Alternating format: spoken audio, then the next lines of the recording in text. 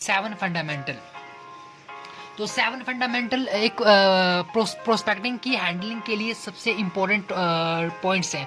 तो आपको हम आज आपको गाइड करने वाले हैं कि 7 फंडामेंटल का आप किस तरीके से यूज़ करेंगे। तो पहले तो आपको पता है 7 फंडामेंटल के लिए 7 डेज़ की ट्रेनिंग दी जाती थी, लेकिन आज के टाइम में सिर्फ 3 डेज़ की ट्रेनिंग दी जाती है।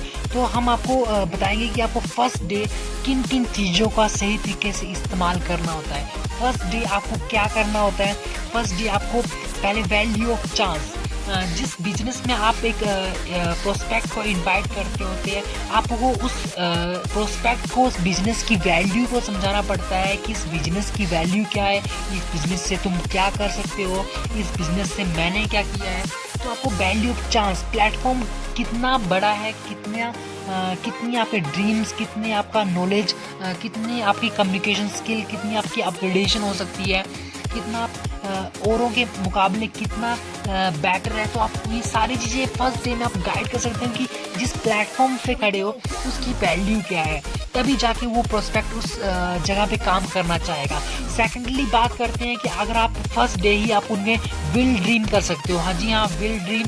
आपको उन्हें बताना पड़ेगा कि यहाँ से कैसे कैसे आप अपने सपनों को पूरा कर सकते हैं, कैसे कैसे जो पहले हमारे सीनियर्स थे कैसे उन्होंने अपने ड्रीम्स को पूरा किया है। तो आपको एक बिल ड्रीम करना पड़ता है कि हाँ, यहाँ से जो तुमने बाहर की लाइफ में जो तुमने चीज़ें नहीं सोची है, वो चीज़ें तुम यहाँ से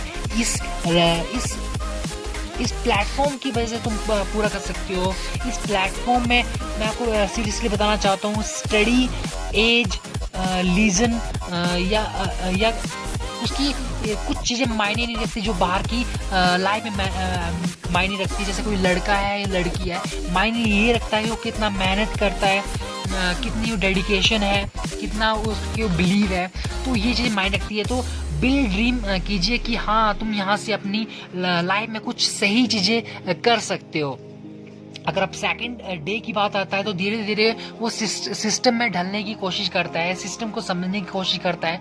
फर्स्ट डे हमेशा पार्टनर उन चीज़ों को नहीं समझ पाता है, उन चीज़ों को ग्रैब नहीं कर पाता है, उन चीज़ों को समझ नहीं पाता, क्योंकि उसका इन्वायरमेंट, पहले का इन्वायरमेंट बहुत अलग होता है। लेकिन धीरे धीरे जब उस इन्वायरमेंट में आता है, तब जाके आपको वैल्यू ऑफ सिस्टम क्रिएट करना पड़ता है।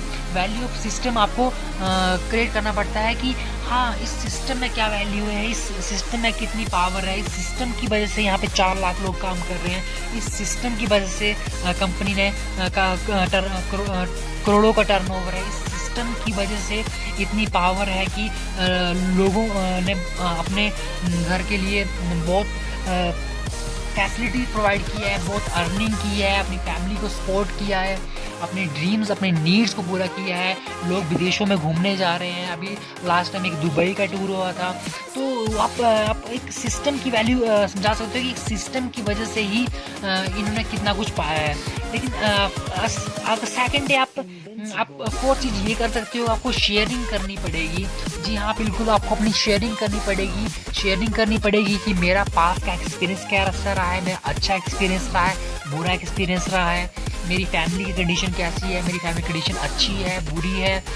तो आपको वो सारी लाइफ की शेयरिंग करनी पड़ेगी। मेरा इस बिजनेस को करने का सबसे बड़ा पर्पज़ क्या है, मैं इस बिज़नेस को क्यों कर रहा हूँ, मैं आपको इस बिज़नेस में कैसे हेल्प कर सकता हूँ, आप अपने बिज़नेस में कैसे कर सकते हो। मेरा ट्रेनिंग टाइम था तो मैंने कैसे प्रॉब्लम को फेस किया था, मेरी क्या सोच थी।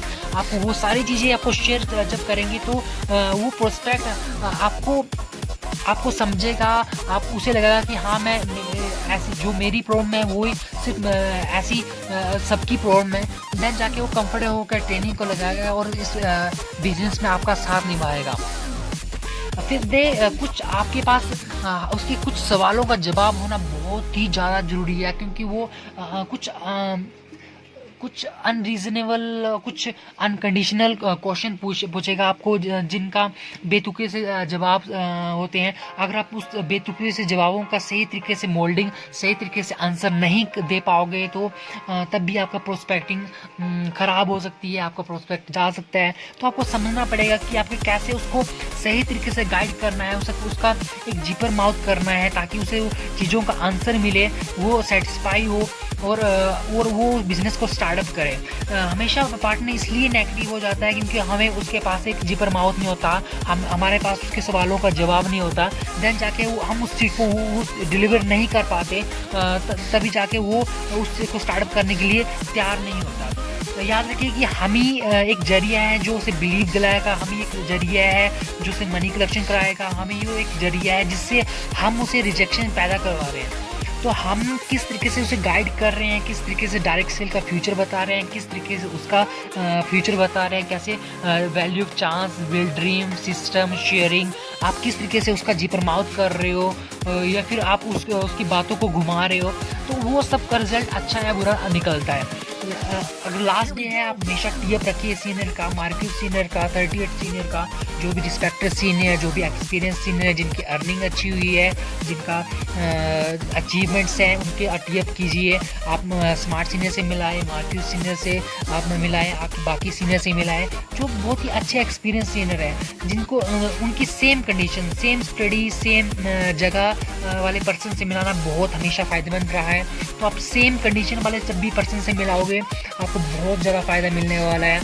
तो आप प्लीज़ इन चीज़ों को समझिए, टीएप करें उनके साथ मिलाएं, और उसके बाद आपको खुद के पास भी लर्निंग होनी चाहिए, आपका खुद का भी बिजनेस में सही इंटरेस्ट होना चाहिए। आप उनको भी गाइड करें कि आप बुक्स का सहारा लें, इस बिज़नेस में कैसी बुक्स यूज़ होने वाली हैं, आपको कैसी बुक्स पढ़नी पड़ेंगी, आपको कैसे सीनियर से मीट करना पड़ेगा, आपको किस तरीके से बिज़नेस को स्टार्टअप करना पड़ेगा। तो जब वो सब चीज़ें उस पर्सन को मिलती हैं, ओवरऑल चीज़ें, देन जाके वो इंटरेस्ट लेता है, बिजनेस स्टार्टअप करता है, अच्छा काम करता है, अच्छी अर्निंग करता है, जल्दी रैंक प्रमोट करता है, और आपका आने वाला वो डायमंड बनता है। तो आपको इन चीज़ों को समझना पड़ेगा कि किस तरीके से आपको उनको गाइड करना है। अब मैं बहुत ही कुछ बारीक और इम्पोर्टेंट आपके पास टिप्स आपके साथ शेयर करने वाला हूँ जो कि बहुत ही कारगर साबित होते हैं इस बिज़नेस में। प्लीज़ ध्यान से समझने की कोशिश करना, और प्लीज़ इस चीज़ को जब भी आप किसी पे अप्लाई करोगे तो 100% इसके रिज़ल्ट मिले हैं, और मुझे भी इससे रिज़ल्ट मिले हैं। मैं आपको इसको अप्लाई करने की कोशिश के लिए बोलूँगा। सबसे पहले मैं आपको यहाँ पे बताना चाहता हूँ कुछ इंपॉर्टेंट पॉइंट्स हैं इसके। वैल्यू ऑफ टारगेट, कि आप टारगेट की वैल्यू को समझाइए कि इंसान की ज़िंदगी में टारगेट होना क्यों ज़रूरी है। जब वो अपने लाइफ में कुछ टारगेट बनाएगा तो उसके अचीव करने के लिए वो भागेगा, मेहनत करेगा, बिजनेस ग्रो करेगा, और वो एक कामयाब एंटरप्रेन्योर और कामयाब एक बिजनेसमैन बनेगा। तो आपको इन चीज़ों को समझना पड़ेगा कि टारगेट की वैल्यू क्यों ज़रूरी है। टारगेट शेयर करें, अपने टारगेट शेयर करें कि मेरा इस बिज़नेस से क्या टारगेट है, मैं क्या देखता हूँ, इस बिज़नेस को किस हिसाब से देखता हूँ, तो इन चीज़ों को फोकस करें। और सेकेंडली आपको बहुत ही अच्छे तरीके से बिजनेस और जॉब में डिफरेंस बताना आना चाहिए। जब भी आप जॉब और बिजनेस में बहुत ही सही डिफरेंस बताओगे तो 100% गारंटी है उसे इस चीज़ में इंटरेस्ट पैदा होगा ही।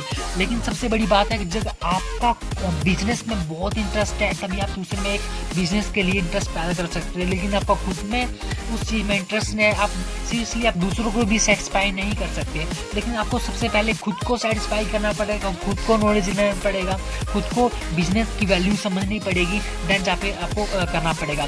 और सबसे बड़ी बात है, बहुत सारे ऐसे पर्सन होते हैं जो मोटिवेट करने की कोशिश करते हैं। मोटिवेशन एक एनर्जी या कुछ टाइम के लिए, कुछ हफ्तों के लिए, कुछ मंथ के लिए। लेकिन अगर आपको अपने डाउनलाइन को 38, 41 या एक ड्यूक लेवल तक लेके जाना है, प्लीज़ आपको डायरेक्ट सेल का फ्यूचर पता होना चाहिए। आप मोटिवेशन से आप नहीं पहुंचा सकते, आपके पास एजुकेशन होना चाहिए, आपके पास नॉलेज होना चाहिए। नॉलेज से ही आपको उस रैंक तक पहुंचा सकते हो, एक बहुत ही अच्छा जरिया है। पर्सनैलिटी डेवलपमेंट आपकी खुद अच्छी होनी चाहिए। आपके आसपास जितने भी क्लोज लाइन डाउनलाइन है उनकी पर्सनैलिटी को डेवलप कीजिए। टीएप बहुत ही बड़ा टूल है, बहुत ही बड़ा टूल है इस बिजनेस में टीएप। अगर आप मार्क्यूस ड्यूक से पूछोगे तो TAP is the biggest tool in this business. Sharing is the one of the biggest.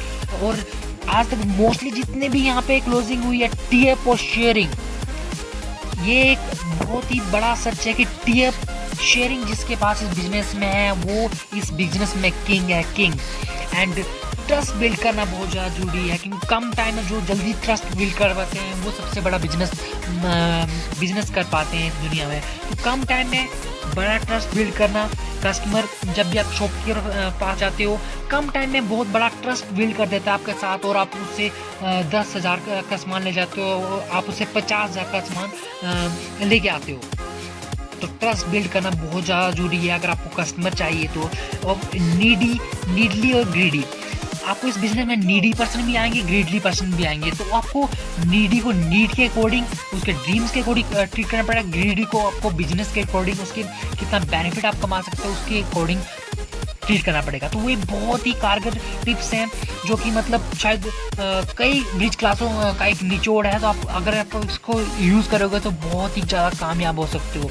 Update, शायद आपको इसके बारे में बहुत अच्छे तरीके से पता होगी। अपडेट की वजह से ही क्लोजिंग बहुत ज़्यादा मायने रखती है, क्योंकि जिस पर्सन का अपडेट नहीं होती, अगर आपके पास जब भी आपका प्रोस्पेक्ट आता है, आप एक पेज पे उसकी पूरी अपडेट लिखें, क्या सही है, क्या गलत है, क्या प्लस पॉइंट है, कैसे उसको हैंडल करना है, किन सीने से मिलाना है, कैसे उसको गाइड करना है। तो आपके पास अपडेट होना बहुत ज़्यादा ज़रूरी है।